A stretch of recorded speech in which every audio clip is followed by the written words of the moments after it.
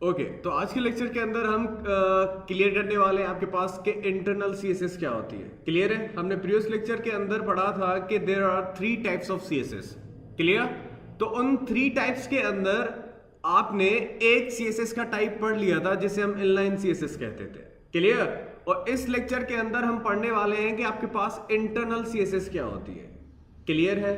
तो internal CSS को apply करने के लिए हम हेड टैग के अंदर, यानी कि हेड टैग जहां से आपका ओपन हो रहा है और हेड टैग जहां पे आपका क्लोज हो रहा है, इन दोनों टैग्स के यहां से हेड टैग स्टार्ट हो रहा है ना, और यहां पे क्या हो रहा है, क्लोज हो रहा है। इन दोनों टैग्स के बीच में कहीं पे भी आपकी मर्जी हो, चाहे इन मेटा टैग से पहले या इन मेटा टैग्स के बाद, तो यहां पे आपको आके स्टाइल का टैग ओपन करना है और स्टाइल के टैग को क्लोज करना है।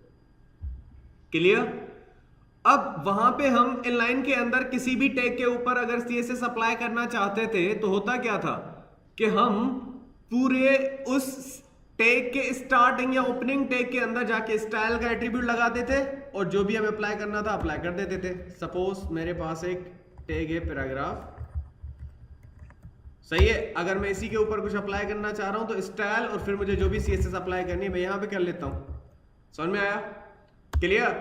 फिर और इसी टैग के ओपनिंग और क्लोजिंग टैग्स के बीच में आप जो भी लिखोगे, सही है, अली एंड स्टूडेंट सपोज, तो आपने ये जो कंटेंट लिखा स्टार्टिंग टैग और क्लोजिंग टैग के बीच में, ये कंटेंट है ना, यानी कि हमारा डेटा, सही है। तो इसी के ऊपर आप जो भी इस स्टाइल टैग एट्रीब्यूट के थ्रू यहां पे आप अप्लाई करोगे सीएसएस, उसको हम इनलाइन सीएसएस कहते हैं। क्या कहते हैं? Inline CSS. सपोज मैंने यहां पे इसका कलर चेंज कर लिया रेड के अंदर, सही है। सेव करते हैं इसको, इंटरनल सीएसएस रन करते हैं, सही है। तो आपके पास यही सीएसएस का एक टाइप था जिसको हम ऑलरेडी पढ़ चुके हैं, इसको हम इनलाइन सीएसएस कहते हैं। क्या कहते हैं? Inline CSS. क्लियर? जो आपकी किसी भी एक टैग के ऊपर, अब आप ये सोचो कि मेरे पास 1000 टैग्स हैं तो मैं बार बार बैठ के स्टाइल लिखूंगा और चीजें वहां पे अप्लाई करूंगा? नहीं ना। तो हम क्या करेंगे, इंटरनल सीएसएस यूज कर लेंगे। क्या यूज कर लेंगे? Internal CSS. जहां पे आपको नीड हो इनलाइन सीएसएस की वहां पे इनलाइन यूज कर लो, जहां पे आपको नीड हो किसकी, इंटरनल सीएसएस की, वहां पे आप इंटरनल सीएसएस यूज कर लो। क्लियर? अब आपके पास इंटरनल सीएसएस के अंदर हम यूज करते हैं सिलेक्टर्स। क्या यूज करते हैं? सिलेक्टर्स।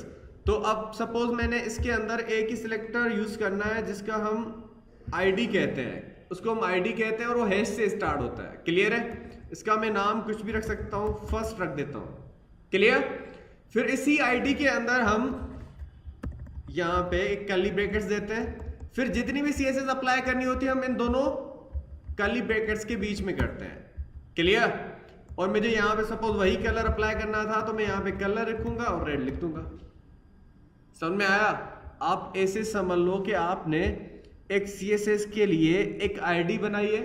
क्लियर? और आईडी हम क्यों बनाते हैं? ताकि हम किसी भी टैग के ऊपर कॉल करके अप्लाई कर सकते हैं। क्लियर? आपके पास मल्टीपल टैग्स है ना, तो बार बार यही कोडिंग करने की जरूरत नहीं है, जाके आप स्टाइल का टैग ओपन करो, अप्लाई कर दो। सपोज मेरे पास ये पैराग्राफ ये है, तो अगर मेरे पास ये 2 पैराग्राफ होते तो मुझे क्या करना पड़ता, इन दोनों पैराग्राफ्स के ऊपर क्या करना पड़ता, मुझे बार बार स्टाइल लिखना पड़ता। समझ में आया? लेकिन अभी हम क्या करेंगे, ये स्टाइल लिखने की जरूरत नहीं है, हम सिंपली जो इंटरनल सीएसएस के अंदर हमने एक सिलेक्टर यूज किया है जिसको हम आईडी सिलेक्टर कहते हैं। क्या कहते हैं? ID selector. ID selector hash से स्टार्ट होता है। क्लियर है? नेक्स्ट लेक्चर के अंदर हम वही पढ़ने वाले हैं कि आपके सिलेक्टर्स के कितने टाइप हैं। क्लियर? अब आपके पास इसी पैराग्राफ के ऊपर अगर वो सीएसएस अप्लाई करनी है तो हम लिखते हैं आईडी और उसके बाद उस आईडी का नाम क्या है, फर्स्ट डबल कोट के अंदर। तो वो आपने इसके अंदर जो भी अप्लाई किया होगा वो ऑटोमेटिकली इसके ऊपर अप्लाई हो जाएगा। क्लियर? अब आप ऐसा समझ लो कि यहां पे हमने कोई चीज बनाई और उसको कॉल यहां पे कर रहे हैं। समझ में आया? लेकिन आप बना के अगर इसको कॉल नहीं करेंगे तो ये अप्लाई नहीं होगी, ये याद रहे। क्लियर है? और अगर आपको दूसरे पैराग्राफ के ऊपर भी अप्लाई करना है तो सिंपली आके यहां पे भी आईडी फर्स्ट लगा दे। समझ में आया? क्लियर? मैं सेव करता हूं इसको और रन करते हैं, तो देखें दोनों पैराग्राफ्स के ऊपर अप्लाई हो रहा है, वो समझ में आ रहा है? अब जहां पे भी आपकी नीड पड़े, आपने एक बार CSS आपने एक बार बना के आईडी के अंदर रख दी, फिर जितने टेक्स्ट के ऊपर आपने अप्लाई करनी है कॉल करते रहो। समझ में आ रहा है सबको? क्लियर है कि आपने एक आईडी बना ली और उस आईडी को जहां पे आपकी नीड है उस टैग के ऊपर अप्लाई कर दो, उसके अंदर जो भी CSS आपने लिखी है वो ऑटोमेटिक अप्लाई हो गई। अभी उसके अंदर मैंने एक ही कलर अप्लाई किया है, फ़ॉन्ट का कलर रेड, अब मैं उसका बैकग्राउंड कलर, तो आप CSS के अंदर पूरा बैकग्राउंड लिखते हो, फिर लिखते हैं कलर, सही है, आइफन के साथ कलर। फिर अगर आप इसका बैकग्राउंड कलर रखना चाह रहे हो सपोज ब्लू, तो हम वो भी अप्लाई कर सकते हैं और अप्लाई करते हैं आप। तो देखें दोनों पैराग्राफ्स के ऊपर बैकग्राउंड कलर अप्लाई हो गया। समझ में आया? क्लियर? अब आपने एक बार वो आईडी बनाई और वहां पे कॉल कर दी, फिर आप जो भी चीजें यहां पे चेंजिंग करोगे ना, ऑटोमेटिक वहां पे भी चेंजिंग होती रहेगी। समझ में आ रहा है? क्लियर? और मैं सपोज यहां पे कर रहा हूं टेक्स्ट अलाइन सेंटर, तो आपका सिंपली वो टेक्स्ट भी अलाइन सेंटर हो जाएगा इसे। समझ में आया? क्लियर? अब जितनी भी आपके पास चीजें हैं उनके ऊपर आप ये सिलेक्टर कॉल कर लोगे और आप अप्लाई करते रहो। समझ में आया? तो ये थी आपके पास इंटरनल CSS, जिसको हम हेड टैग के अंदर लिखते हैं। कहां पे लिखते हैं? हेड टैग के अंदर, और स्टाइल टैग को ओपन करते हैं और स्टाइल टैग को क्लोज करते हैं। इसका मकसद ये है कि आपने CSS का एक पार्ट ही अलग कर दिया, मिक्स नहीं कर रहे कोडिंग हम। समझ में आया? वरना वो क्या हो रहा था कि CSS की चीजें मिक्स हो रही थी, कौन से टैग में कहां पे स्टाइल लिख के आपने अप्लाई किया हमें पता ही नहीं चलता था। सही है? तो आप बार बार बैठ के एक ढूंढते रहते हैं कि हमने CSS कहां अप्लाई किए। अब क्या हो रहा है कि आपके पास एक पूरा पार्ट ही अलग हो गया, जो आपका एक बिल्कुल टॉप में हमने रख दिया CSS का स्टाइल टैग के अंदर। समझ में आया? क्लियर? अब आपके पास एक थर्ड टाइप जिसको हम एक्सटर्नल CSS कहते हैं। क्या कहते हैं? External CSS। तो एक्सटर्नल CSS को अप्लाई करने के लिए हम एक्सटर्नल CSS पढ़ते क्यों हैं? तो सपोज आपने करना ये होता है कि हम एक्सटर्नल CSS के अंदर एक CSS की अलग से फाइल बना के सेव कर देते हैं। क्लियर? और उसके अंदर हमने जितनी भी CSS अप्लाई करनी होती है वो हम उसके अंदर लिख देते हैं, फिर जिस भी HTML के पेज के ऊपर कॉल करनी हो कॉल करते रहे। क्योंकि अभी आपने इंटरनल CSS पढ़ी, ये आईडी जो आपने बनाई है या आपने इसके अंदर जितनी भी चीजें लिखी वो सिर्फ इसी ही HTML के पेज के ऊपर अप्लाई होंगी, किसी और पेज पे अप्लाई होंगी नहीं होंगी। समझ में आया? अगर आप अलग से एक CSS की फाइल बना के सेव कर रहे हो, फिर आपको जितने भी HTML के पेजेस हैं उनके ऊपर वो CSS कॉल कर सकते हैं। समझ में आया? एक CSS की फाइल ही अलग से बना के हम सेव कर रहे हैं, और जिस भी पेज के ऊपर या वेब पेज के ऊपर अप्लाई करनी है वो सिर्फ हम लिंक दे देंगे। समझ में आया? फिर आपके मल्टीपल जितने भी HTML के पेजेस हैं आपके वो अप्लाई हो जाएंगे वहां पे। मैं ऐसा ही करता हूं, इंडेक्स और सेकंड का एक दो HTML के पेजेस बनाते हैं और एक style.css, क्योंकि CSS की फाइल आप जब भी बनाते हो उसकी एक्सटेंशन .css होती है। क्लियर है सबको? ओके, अब करते ये हैं कि आप यहां पे आ जाएं और एक न्यू फाइल बनाते हैं जिसका हम नाम रख देते हैं इंडेक्स। सही है? इसको ठीक है, इसको सेव करते हैं, नाम है इंडेक्स।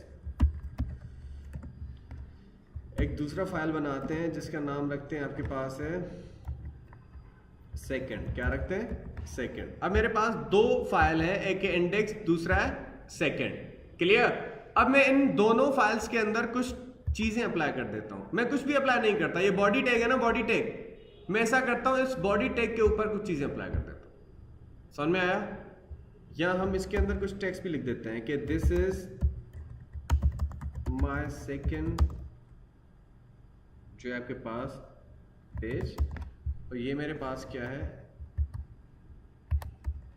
इंडेक्स वाले पेज के अंदर लिख देते हैं कि this is my index page. सही है? और सेव कर देते हैं। क्लियर है? इसको पैराग्राफ ही अप्लाई कर देते हैं। इसके अंदर एक आईडी कॉल कर देते हैं जिसका आईडी का नाम है 1। वो हम कहां में बनाएंगे? आईडी एक्सटर्नल फाइल के अंदर। समझ में आया?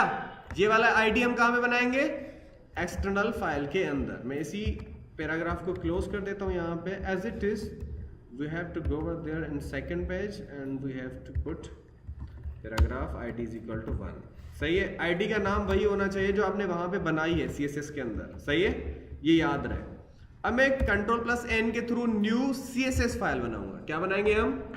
CSS file. जैसे मैंने यहाँ पे आपको शो करवाया ना, देखें कि एक इंडेक्स फाइल है, एक आपके पास कौन सी फाइल है, एक इंडेक्स, एक दूसरी आपके पास सेकंड, और एक फाइल हम बनाएंगे किसकी? CSS की फाइल बनाएंगे। क्लियर है? और यही CSS की फाइल हम दोनों HTML के पेजेस के ऊपर कॉल कर देंगे। क्लियर? समझ में आ रहा है? तो हम यहाँ पे आते हैं और CSS की फाइल चूज करेंगे, क्रिएट करते हैं, तो आपके पास ये ऐसे आ जाएगा। क्लियर है? इनको मिटा के भी आप कोडिंग कर सकते हो या इनके नीचे आके एंटर करके भी कर सकते हो, आपकी मर्जी है। क्लियर है? ये जरूरी नहीं है। ओके, अब आपने करना यह है कि यहाँ पे आके मुझे वो ID जो आपने 1 बनाई थी वहां पे, तो हैश लिखेंगे 1 और उसके अंदर मुझे जो भी अप्लाई करना है मैं अप्लाई कर दूंगा। समझ में आ रहा है? तो मैं उस पैराग्राफ के ऊपर उसकी फॉन्ट साइज बढ़ा देता हूँ, यहां से रख देते हैं सपोज 44 पिक्सल्स। उस फॉन्ट का कलर रख देते हैं ब्लू। सही है, और फॉन्ट फैमिली भी कुछ अप्लाई कर देते हैं, सपोज दिस वन। क्लियर है सबको? सेव करते हैं इस फाइल को, इसका नाम रखते हैं style.css। आपकी मर्जी, आप अपने नाम से भी सेव कर सकते हो, किसी के नाम से भी सेव कर सकते हो। क्लियर है? 1 2 3 जैसे आपको समझ में आए वैसे आप सेव कर सकते हो। मैं सेव करता हूं। अब आपने इसी CSS के फाइल को कॉल करना है, एक सेकंड HTML के ऊपर, एक इंडेक्स के ऊपर। समझ में आया? आपकी मर्जी है, आप एक पे कॉल कर दो, लेकिन मैं सिर्फ आपको बताने के लिए समझा रहा हूं कि आपको कैसे अप्लाई करनी है वो एक्सटर्नल CSS। अब एक्सटर्नल CSS को अप्लाई करने के लिए हम लिखते हैं हेड टैग के ही अंदर लिंक। जिस भी HTML के पेज के ऊपर आपने वो CSS की फाइल कॉल करनी है, समझ में आया? उस पेज के हेड सेक्शन में आप जाओगे और वहां पे जाके लिखोगे लिंक और फिर लिखेंगे रिलेशन REL। सही है? फिर हम लिखेंगे स्टाइल शीट। समझ में आया? रिलेशन क्या है? Style sheet. उसके बाद आपके पास इसके अंदर डिफाइन करना है टाइप कि टेक्स्ट अपॉन CSS है, जो हम कॉल कर रहे हैं, जिसको हम लिंक कर रहे हैं, वो आपकी CSS की फाइल है। किसकी फाइल है? CSS की फाइल है।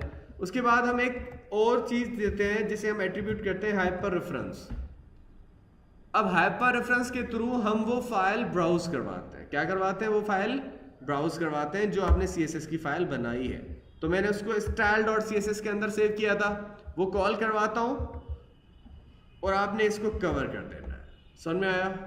तो आपने index.html के ऊपर ही अप्लाई कर दिया। मैं इसको रन करता हूं इंडेक्स वाले पेज को, देखें उस पैराग्राफ के ऊपर वो चीजें अप्लाई हो गई। समझ में आया? लेकिन अभी तक मैंने इस एक्सटर्नल फाइल को सेकंड के ऊपर कॉल नहीं किया। मैं इसको देखे रन करता हूं, कुछ भी अप्लाई हुआ नहीं हुआ, क्योंकि हमने इसके ऊपर अभी तक वो CSS की फाइल अप्लाई नहीं की। सही है? तो CSS को कॉल करने के लिए एज इट इज आपने इंडेक्स के अंदर जो लिंक दी है ना, उसी लिंक को कॉपी करके पेस्ट कर दें और कुछ भी नहीं होगा। क्लियर है? समझ में आ रहा है? लेकिन हेड सेक्शन के अंदर लिखना है। सही है? सेव करते हैं, रन करते हैं, इसी को रन करते हैं सेकंड को भी, तो देखें सेकंड के ऊपर भी अप्लाई हो गया वो। तो ये थी आपके पास एक्सटर्नल CSS। समझ में आया ना सबको? ओके, तो नेक्स्ट लेक्चर के अंदर हम पढ़ते हैं कि CSS के अंदर सिलेक्टर्स कितने हैं और कितने टाइप्स के हैं, क्योंकि आपने एक ID पढ़ा है ना, तो उसको हम वो डिफाइन करते हैं नेक्स्ट लेक्चर के अंदर। ओके।